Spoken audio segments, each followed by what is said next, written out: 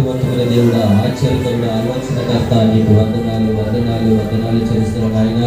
గడిచిన 6 దినాలు మమ్మల్ని కాచి కాపాడిన ఆయన, ఆరోగ్యం ఇచ్చి ఆయుష్నిచ్చిన ఆయన, అయ్యా మృతుల లెక్కలలో మమ్మల్ని ఉంచుక సజీవ లెక్కలో మమ్మల్ని ఉంచిన ఆయన.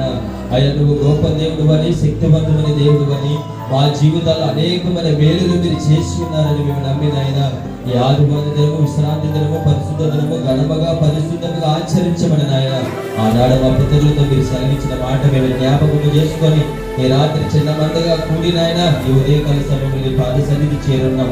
ఎవరైతే నీ మాట కొరకు ఎదురు చూస్తున్నారో, ఎవరితోనైతే మీరు మాట్లాడబోతున్నారో నాయన, ఈ దినాన్ని తండ్రి నన్ను మరుగుపరిచిన నాయన, అయా నీ ఆత్మతో నన్ను నింపండి నాయన, మీరు వాడుకోమని అడుగుతున్నాను. అయా నీకు వందనాలు. చట్టి బిడ్డలు వచ్చారు, స్వాధీనపరచుకోండి నాయన. కవడగాల బిడ్డలు వచ్చారు, నేను వారితో మాట్లాడిన ఆయన. వృద్ధాప్యంలో ఉన్న వారు వచ్చారు, వారితో మాట్లాడిన నాయన. సమస్యలతో వచ్చుంట వారితో మాట్లాడండి నాయన. ఇబ్బందులతో వచ్చుంట వారితో మాట్లాడండి నాయన. ఈ దినాన్ని ప్రతి ఒక్క బిడ్డ బలపరిచమని ప్రార్థన చేస్తున్నాను అయ్యా. అయ్యా నేనైతే గట్టివాడిని యోగ్యత లేని వాడిని ఆయన నీ ప్రేమ చేతనని ఆకర్షించిన ఆయన. ఈ దినాన్ని ఇక్కడ నిలబెట్టినందుకు నీకు వందనాలు. నా జ్ఞానాన్ని మరుగుపరిచిన, నన్ను మరుగుపరిచిన ఆయన. అయ్యా నా మాటలో నీ మాటని పెట్టిన ఆయన. నీ బిడ్డలైన వారితో మాట్లాడుతుండగా నాతో కూడా మాట్లాడి ఈ దినమున మా పట్ల నీ చిత్తాన్ని జరిగించి నీ కృపకు పాత్రలు చేయమని మా ప్రభువుని నీ ప్రియ కుమారుడు యేసుక్రీస్తు వారి శ్రేష్టమైన నామములో అడిగి వేడుకలు పొందుకుంటున్నాము తండ్రి. ఆమేన్.